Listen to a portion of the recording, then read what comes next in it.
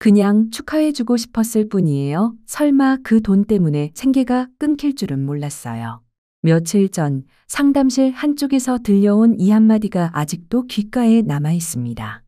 할머니 한 분이 떨리는 손으로 서류 봉투를 꺼내 놓으셨고 그 안에는 수급 중단 통지서라는 무거운 글자가 찍혀 있었습니다. 그분은 손주의 대학 합격 소식을 듣고 마음에서 우러난 축하 인사를 하고 싶으셨을 뿐이었습니다. 몇만 원, 많아야 몇십만 원. 하지만 그 작은 돈이 오히려 누군가의 생계 전체를 흔들어 버릴 수 있다는 사실. 상상이나 해보셨나요? 더 놀라운 건 이런 상황이 한두 번이 아니라는 것입니다. 수많은 사람들이 그 정도는 괜찮겠지? 잠깐 들어왔다 나간 돈인데? 라며 가볍게 넘긴 일들이 어느 날 갑자기 수급 중단이라는 결과로 되돌아옵니다. 당신도 혹시 지금 통장에 들어온 돈이나 받게 될 금액이 걱정되시나요? 그렇다면 오늘 이야기를 절대 놓치지 마세요. 모르고 지나가면 똑같은 일이 반복됩니다. 궁금한 점이나 비슷한 경험이 있으시다면 댓글로 나눠주세요. 당신의 안정적인 삶을 돕기 위해 저희는 이 자리에 있습니다. 그리고 지금 희진 채널을 구독하시고 꼭 알아야 할 복지 정보를 빠짐없이 받아보세요. 조미선입니다. 15년 넘게 복지 상담 일을 하면서 수많은 사람들의 이야기를 들었습니다. 그 중에는 아무도 알려주지 않아서 억울하게 수급 자격을 잃은 분들도 많았고 괜히 겁이 나서 받을 수 있는 혜택마저 포기한 분들도 있었습니다. 어제는 유난히 기억에 남는 하루였습니다. 작은 상담실 한켠에 앉아 계시던 할머니 한 분이 한참을 말없이 앉아 계시다가 조심스럽게 입을 떼셨습니다. 손주가 대학에 합격해서요. 축하해주고 싶어서 조금 보냈을 뿐인데 오늘 아침에 수급 중단 통지를 받았어요. 말을 잇지 못하시며 눈가가 붉어지던 그 표정을 잊을 수가 없습니다. 그 순간 제 가슴도 함께 무거워졌습니다. 몇만 원의 용돈이 누군가에게는 생계를 뒤흔드는 일이 될 수 있다는 현실이 너무도 안타까웠습니다. 이런 일이 반복되지 않으려면 반드시 알고 있어야 할 것들이 있습니다. 만약 지금 기초생활보장 수급자이시거나 신청을 준비 중이라면 이 이야기를 꼭 끝까지 들어주시길 바랍니다. 상담을 하다 보면 많은 분들이 이런 질문을 하십니다. 통장에 얼마까지 있어도 괜찮을까요? 갑자기 돈이 생겼는데 신고해야 하나요? 아이한테 용돈 주려는데 어느 선까지 괜찮을까요? 결론부터 말씀드리면 단순히 통장 잔액만으로 수급 자격이 정해지지는 않습니다. 가구의 구성, 주거 형태, 보유한 재산의 종류 등 여러 조건들이 종합적으로 작용하기 때문입니다. 특히 많은 분들이 오해하고 계시는 부분이 있습니다. 통장에 돈이 많으면 무조건 수급이 끊긴다. 이건 잘못된 정보입니다. 정확히는 소득인정액을 기준으로 판단됩니다. 소득인정액이란 실제로 벌어들이는 소득에 보유한 재산을 소득으로 환산한 금액을 더한 값입니다. 즉, 통장에 돈이 있어도 다른 조건에 따라 수급 여부는 달라질 수 있다는 뜻입니다. 예전에 상담했던 70대 할머니 한 분이 떠오릅니다. 손녀가 용돈 준다고 50만 원을 제 통장에 넣어줬는데 이걸로 수급이 끊기면 어쩌죠? 걱정하셨지만 그 정도 금액으로는 절대 끊기지 않습니다. 왜냐하면 일정 수준 이하의 금액은 재산 공제 항목으로 인정되어 계산에서 제외되기 때문입니다.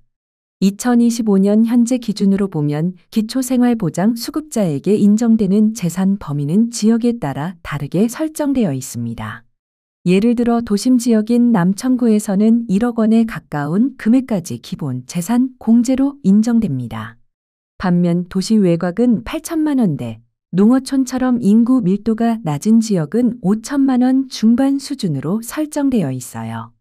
여기에 더해 긴급 상황이나 생활 안정 목적으로 쓸 수 있는 생활준비금이라는 항목으로 500만 원가량이 추가 공제됩니다. 결국 다른 재산이 전혀 없는 경우에는 1억 원 초반대까지는 통장에 자금이 있어도 수급 자격에는 큰 영향이 없다는 뜻이에요. 하지만 이런 설명을 드려도 여전히 이런 반응이 나오곤 합니다. 저는 겨우 10만 원이 입금됐을 뿐인데 왜 수급비가 줄었죠? 이런 경우엔 이자 소득이 원인일 수 있습니다. 예금이나 적금처럼 일정한 이자가 발생하는 금융상품에 큰 금액이 들어있으면 그 이자가 소득으로 간주되어 계산에 포함됩니다. 그래서 금액 자체보다 거기서 발생하는 이자가 수급비를 깎는 결과를 낳을 수 있어요. 그렇다고 너무 걱정하실 필요는 없습니다. 일반 입출금 통장에 있는 돈은 이자가 거의 없기 때문에 대부분의 경우 문제되지 않아요. 자, 이제 좀 더 실감나게 설명해 드릴게요.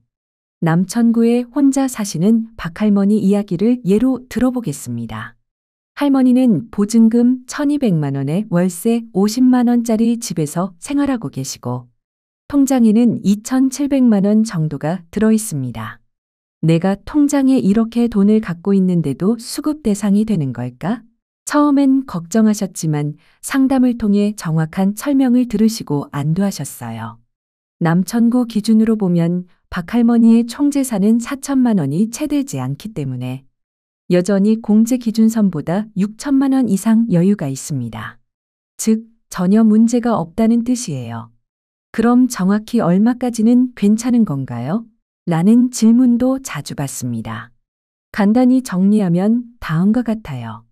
도심 지역 거주자, 통장, 보증금 등을 포함해 약 1억 원 이내. 외곽 지역 약 8,500만 원 수준. 농촌 및 기타 지역 대략 5,800만 원 정도. 이 기준을 초과하면 수급비에서 조금씩 차감되기 시작하지만 그렇다고 해서 바로 자격이 박탈되는 건 아닙니다. 예를 들어 도심 지역에 거주하는 분이 통장에 2억 원 가까운 자산을 보유하고 있다면 그 경우에도 수급비가 줄어들 뿐 여전히 일부는 받을 수 있습니다. 그럼 도대체 언제 완전히 지원을 못 받게 되는 걸까요? 간단합니다. 재산과 소득을 모두 계산했을 때 환산된 월 소득이 기준선인 약 76만 원을 넘으면 생계급여는 중단됩니다. 하지만 실망하지 마세요.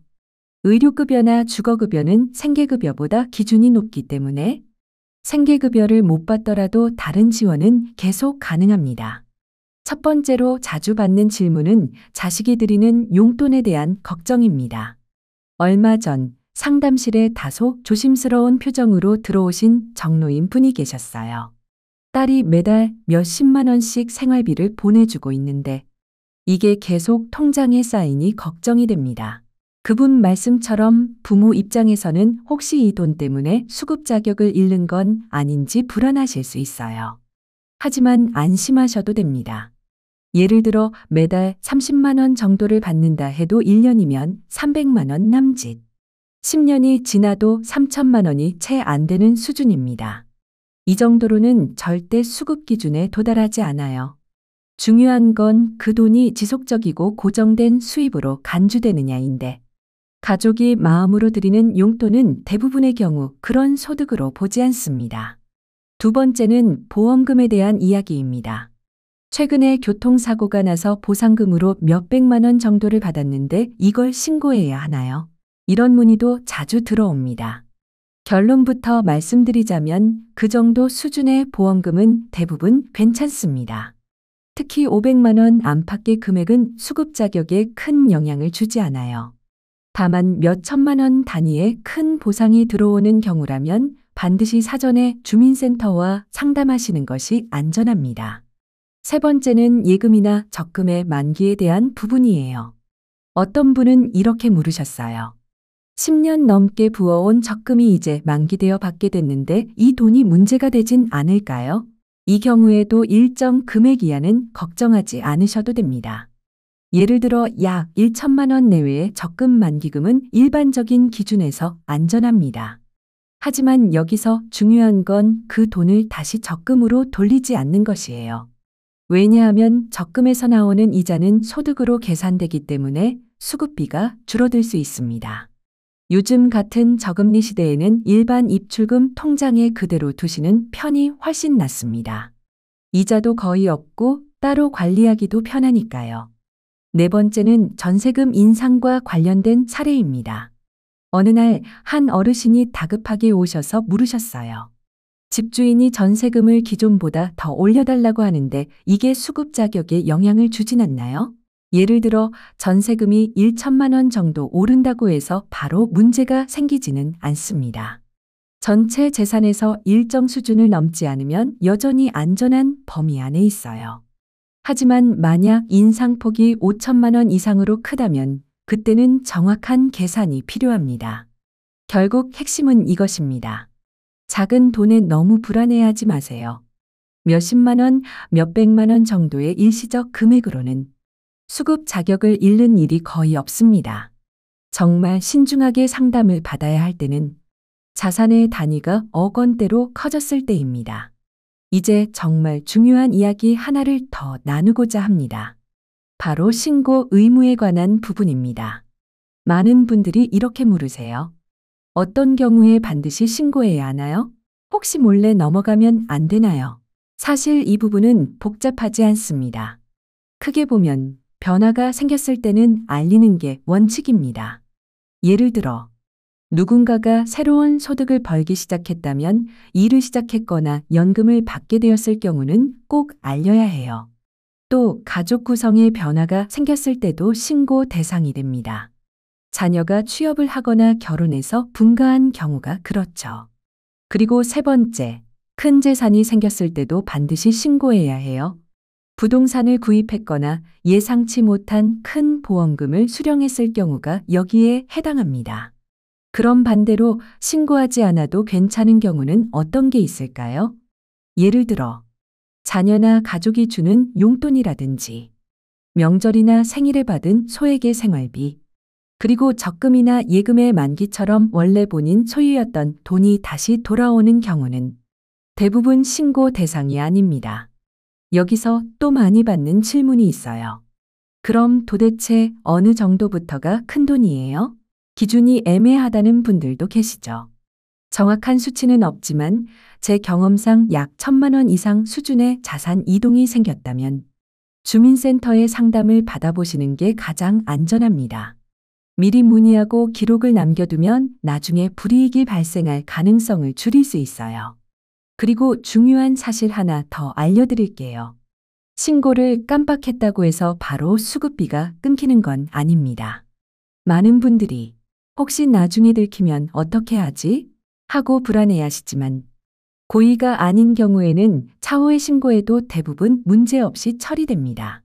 단, 일부러 숨기거나 허위 사실을 제출했다면 이야기는 달라집니다. 그럴 경우 받은 지원금을 전액 환수당할 수 있고 경우에 따라 법적인 책임까지 생길 수 있습니다. 제가 작년에 상담했던 한 사례가 있습니다. 70대의 이 할머니는 1년 동안 아들이 매달 몇십만 원씩 생활비를 송금했는데 그게 수급에 영향이 갈까봐 신고하지 않고 계셨어요. 결국 나중에 알게 되어 조심스럽게 찾아오셨지만 결론은 큰 문제 없이 넘어갔습니다. 왜냐하면 가족의 생활비 지원은 일반적으로 소득으로 보지 않기 때문입니다. 정직하게 이야기하고 상담을 받으면 대부분 담당 공무원분들도 잘 이해해 주세요. 그 할머니는 결국 걱정 끝에 다시 상담실을 찾으셨어요. 혹시 늦게 알게 된 걸로 불이익을 받을까봐 너무 무섭습니다. 말씀하셨지만 결과적으로는 큰 문제 없이 넘어갈 수 있었어요. 왜냐하면 자녀가 주는 생활비나 용돈은 일반적으로 공식적인 소득으로 보지 않기 때문이에요. 무조건 숨기거나 피하기보다는 확실하지 않다면 직접 주민센터에 문의하는 게 가장 안전합니다. 실제로 복지 담당자분들도 대부분 이해하려는 태도를 가지고 계시고 실수나 몰라서 생긴 일에는 유연하게 대응해 주시는 경우가 많습니다. 이번엔 조금은 특수한 상황에 대해 알려드릴게요. 자주 묻는 질문 중 하나는 바로 자동차 소유 여부입니다. 집에 차가 한 대 있는데 이래도 수급자가 될 수 있나요? 정답은 조건만 맞으면 가능합니다예요. 2025년부터 자동차 기준이 완화되면서 예전보다 훨씬 유연해졌습니다. 과거에는 배기량이 1600cc 미만, 차량 시세가 200만 원 이하여야 괜찮았지만 지금은 2000cc 미만, 시세가 500만 원 이하인 차량까지는 수급 자격에 영향을 주지 않습니다. 예를 들어 어떤 분이 우리 집 차는 2010년식 중형 세단인데 현재 시세가 300만 원 정도래요. 괜찮을까요? 하고 물으셨습니다. 그 정도 조건이라면 문제없이 수급 자격을 유지할 수 있습니다. 하지만 반대로 차량이 너무 고가일 경우는 조심하셔야 합니다.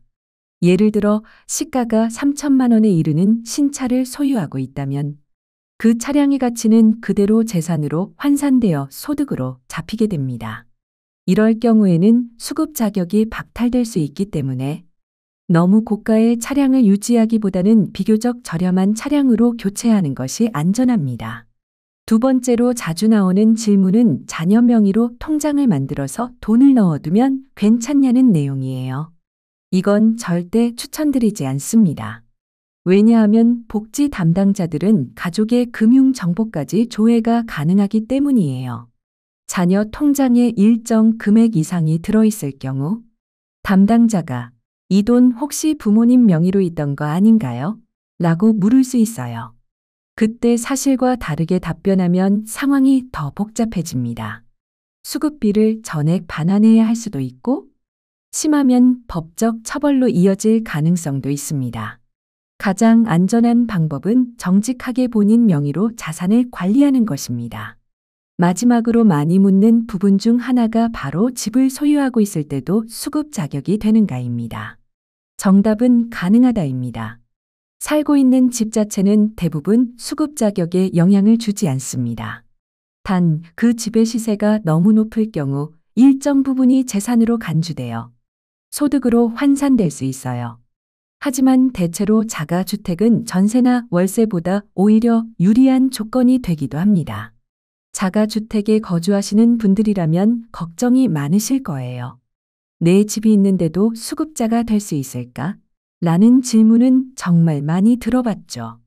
결론부터 말씀드리면 직접 거주 중인 집이라면 대부분 문제되지 않습니다. 오히려 월세나 전세로 사는 경우보다 계산상 유리한 조건이 되는 경우도 많아요. 다만 집값이 지역 평균을 훨씬 웃도는 고가 주택일 경우엔 일부가 재산으로 간주되어 소득으로 환산될 수 있다는 점만 주의하시면 됩니다. 그리고 다음은 아주 자주 나오는 질문입니다. 자녀가 취업을 했는데 함께 살고 있어요. 이럴 땐 어떻게 해야 하나요? 이건 상황에 따라 결과가 달라지기 때문에 조금 자세히 설명드릴게요. 자녀가 부모와 같이 살고 있으면서 일정한 월급을 받는 경우 그 수입은 가구 전체의 소득으로 계산됩니다. 그렇게 되면 수급 자격에서 벗어날 수 있는 위험이 커지죠. 반면 자녀가 독립해서 다른 지역에 거주하고 있거나 결혼 후 분가한 상태라면 그 소득은 부모의 가구 소득에서 제외되기 때문에 영향을 받지 않습니다. 그렇다고 자녀가 함께 살고 있다고 무조건 불리한 것만은 아닙니다. 근로소득에는 일정 부분 공제 항목이 있기 때문이에요. 예를 들어 자녀가 일정 금액을 벌고 있어도 그중 일부는 자동으로 제외되어 계산됩니다. 이처럼 2인 가구 기준에서 정해진 생계급여 기준선이 있다고 했을 때 실제 계산된 소득이 그것보다 약간 높으면 생계급여는 중단될 수 있지만 의료급여나 주거급여는 그대로 유지될 수 있습니다. 그 다음은 배우자 관련 질문입니다. 배우자가 일정한 시점부터 국민연금이나 공무원 연금을 받기 시작한 경우 신고는 반드시 하셔야 해요. 하지만 연금 금액이 높지 않다면 여전히 수급 자격은 유지 가능합니다. 예를 들어 부부 합산 소득이 생계급여 기준선보다 적을 경우 차액에 해당하는 금액만큼은 여전히 지원을 받을 수 있어요. 이제는 많은 분들이 궁금해 하시지만 동시에 실수도 많이 하시는 부분입니다. 바로 투자 관련 재산입니다. 조금이라도 주식이나 부동산에 투자하면 안 될까요? 이 질문에는 저는 단호하게 말씀드립니다. 기초수급자분들께는 투자를 권하지 않습니다. 주식, 부동산 모두 재산으로 간주되며 특히 주식은 가격 변동성이 크기 때문에 언제든 수급 기준을 넘길 수 있는 불안 요소가 되기 때문이에요. 기초수급자의 핵심은 안정성입니다. 수익보다는 꾸준한 생활 유지가 훨씬 더 중요합니다. 그리고 마지막으로 정말 많은 분들이 덫처럼 빠지는 세 가지 상황이 있어요. 제가 15년간 현장에서 수없이 봤던 일입니다. 첫 번째는 생명보험 해약금입니다. 20년 가까이 넣어두었던 보험을 해약했는데 받은 금액이 수천만 원에 달해 당황하셨던 분이 계셨어요. 많은 분들이 보험 해약금은 원래 내 돈이니까 괜찮지 않을까? 하고 생각하시지만 해약금 역시 재산으로 계산됩니다. 금액이 작다면 괜찮지만 억 단위에 가까운 금액이 나오면 반드시 사전 상담을 권해드립니다. 두 번째는 경조사비입니다. 아들 결혼식에서 하객들이 축의금을 많이 주셨는데 이것도 신고해야 하나요? 네, 원칙적으로는 소득으로 간주됩니다. 하지만 일반적으로는 결혼 준비나 장례 비용 등으로 즉시 지출되는 경우가 많기 때문에 실제로 문제 삼지 않는 경우가 대부분입니다. 다만 그 돈을 통장에 장기간 보관하게 되는 경우에는 사전에 한번 상담받으시는 것이 안전합니다. 상담 현장에서 자주 마주치는 또 하나의 오해는 농사 수입에 관한 부분입니다. 시골에 사시는 분들 중에는 텃밭에서 나는 채소를 소량 판매하면서 이건 신고 안 해도 되는 거죠? 하고 물으시는 경우가 꽤 많습니다.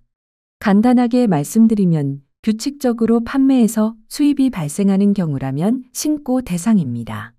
집 앞에서 가끔 이웃에게 나눠주는 정도는 괜찮지만 정기적으로 농산물을 팔아 일정한 금액 이상을 벌고 있다면 그 수익은 사업소득으로 간주돼서 반드시 신고해야 해요. 또 하나 많은 분들이 놓치는 부분이 바로 임대 수입입니다. 살고 있는 집의 한 공간을 세를 놓아 일정한 임대료를 받고 있다면 그 금액이 적더라도 신고해야 할 수 있습니다. 예를 들어 방 하나를 빌려주고 매달 일정 금액을 받는다면 그 수익은 연간으로 따졌을 때 꽤 큰 금액이 되기 때문에 수급 자격에 영향을 줄 수 있는 항목이 됩니다. 중요한 건 이겁니다. 일회성으로 들어오는 돈이나 선물은 큰 문제가 되지 않지만 정기적으로 반복해서 발생하는 수입은 모두 소득으로 간주된다는 점이에요. 이 부분은 꼭 기억하셔야 합니다. 이번엔 지역별 기준 차이에 대해 좀 더 자세히 알려드릴게요. 이미 간단히 설명드렸지만 실제로 적용되는 재산 기준은 거주 지역에 따라 다릅니다. 예를 들어 도시 중심인 남천구처럼 상대적으로 생활비가 많이 드는 지역에서는 재산 공제 기준이 1억 원에 가깝게 설정되어 있어요. 그래서 전세 보증금과 예금 합계가 9천만 원 수준이라면 기준 안에서 충분히 수급 자격을 유지할 수 있습니다. 반면 인구 밀도가 낮은 지역에서는 기준이 더 낮습니다. 만약 같은 조건으로 시골에 거주하고 계신다면 공제 기준을 초과하는 금액만큼은 소득으로 환산되어 계산됩니다. 이때 일정 비율이 적용되어 실제 월 소득으로 환산된 금액이 생계급여에서 차감되는 방식이에요. 그럼 기준이 높은 지역으로 이사가면 유리한가요? 라는 질문도 생기겠죠. 이론적으로는 맞습니다. 하지만 실제로는 생활비, 임대료 등이 높은 도시 지역으로 이사하는 게 현실적으로 어렵기 때문에 대부분은 현재 거주하시는 지역 기준에 맞춰 조정하는 것이 좋습니다. 그리고 잊지 마세요. 생계급여는 기준을 초과하면 중단될 수 있지만 의료급여나 주거급여는 더 넓은 기준을 적용받기 때문에 계속 받을 수 있습니다. 예를 들어 1인 가구 기준으로 의료급여는 생계급여보다 약 20만 원 이상 더 높은 소득까지 인정되고 주거급여는 이보다도 더 유연한 편입니다. 마지막으로 실제 상담 경험을 통해 얻은 팁 몇 가지를 나누고 싶어요.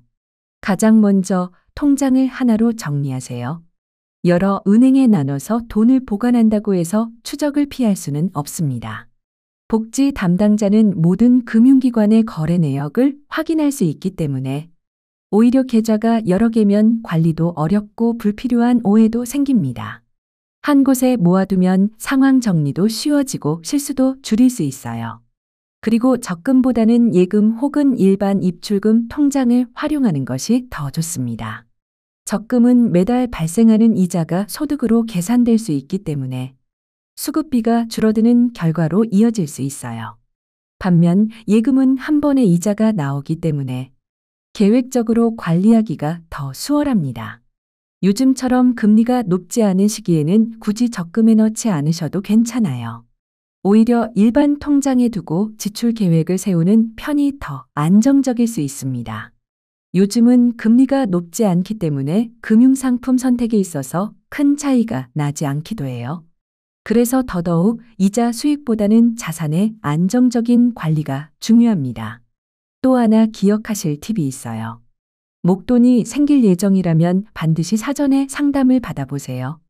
보험금이나 상속금처럼 규모 있는 자산이 들어오게 된다면 그 금액을 받기 전에 주민센터에 미리 문의하시는 것이 안전합니다. 이 돈을 받으면 제 수급 자격에 어떤 영향이 있을까요? 이렇게 물어보시면 담당 공무원은 실제 재산 기준에 따라 정확하게 계산해 주시고 설명도 자세히 해 주실 거예요. 사전에 알고 준비하면 불안할 일도 훨씬 줄어듭니다. 또 하나의 중요한 팁은 가족들과 미리 상의하는 것이에요. 자녀들이 생활비를 드리려 할 때 얼마까지는 괜찮은지 미리 알아보시고 그에 맞춰 조율하는 것이 좋습니다. 나중에 수급비가 줄어들거나 자격을 잃는 일이 생기지 않도록 계획적인 준비가 꼭 필요합니다. 그리고 혹시라도 병원비, 장례비, 결혼 비용 같은 큰 지출이 있었다면 반드시 영수증을 잘 보관하세요. 이런 지출은 경우에 따라 소득에서 차감될 수 있기 때문에 영수증 하나가 중요한 역할을 할 수 있어요. 예를 들어 병원비로 수백만 원이 들었다면 그 금액만큼 수급액에서 차감해주는 조치가 이뤄질 수 있습니다. 그리고 꼭 말씀드리고 싶은 게 있어요. 정기적으로 자신의 수급 상황을 확인하는 습관을 들이세요. 최소 1년에 한 번은 주민센터에 가서 제 상황에서 달라진 부분이 있나요? 하고 확인받으시는 게 좋아요. 복지 제도는 매년 조금씩 바뀝니다. 예를 들어 올해도 자동차 기준이 완화됐듯이 어느 순간 기준이 바뀌면 그에 따라 받을 수 있는 혜택도 달라질 수 있기 때문이에요. 이제는 실제로 상담실에서 제가 만난 사례 몇 가지를 통해 조금 더 와닿게 설명드릴게요.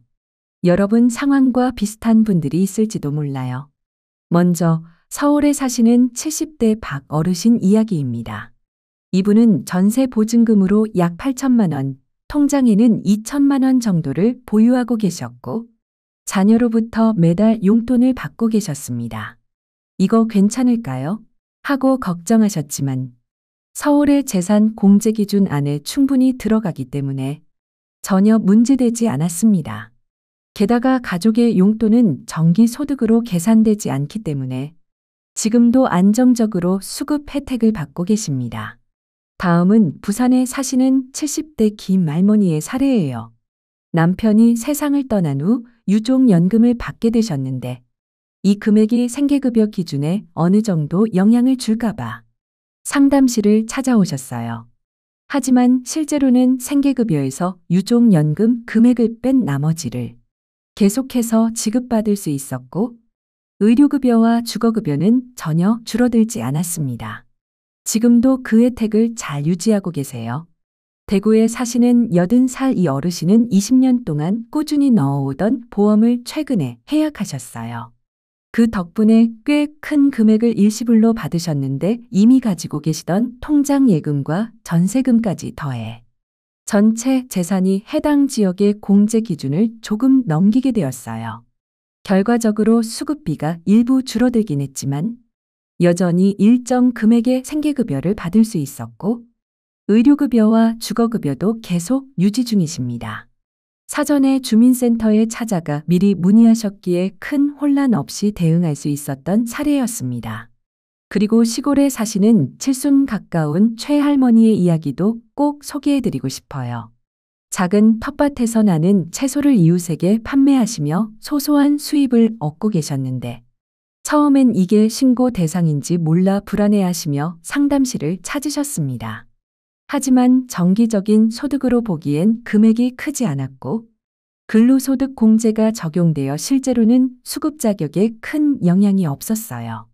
무엇보다 중요한 건 정직하게 상황을 설명하고 신고했다는 점이었습니다.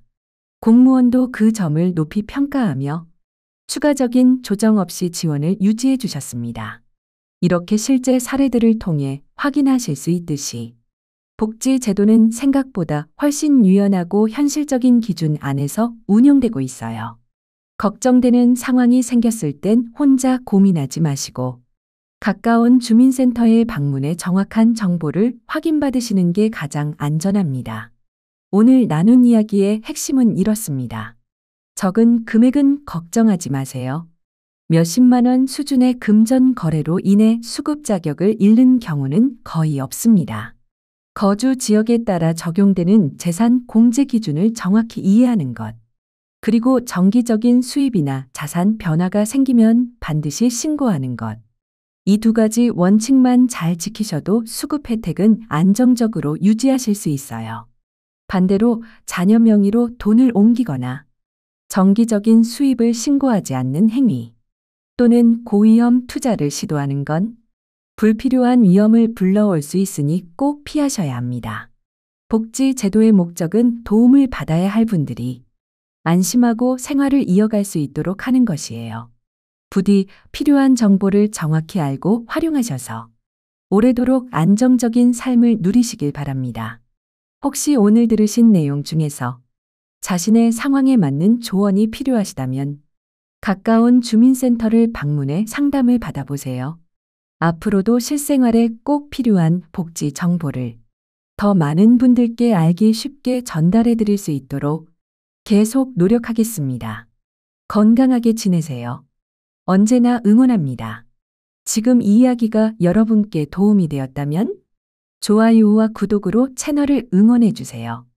이 콘텐츠는 더 많은 분들이 꼭 알아야 할 복지 정보와 실제 사례를 전하기 위해 제작되었습니다. 여러분의 구독과 좋아요는 정확한 정보가 필요한 분들께 전달되는 데 큰 힘이 됩니다. 앞으로도 신뢰할 수 있는 정보로 찾아뵙겠습니다. 시청해 주셔서 감사합니다.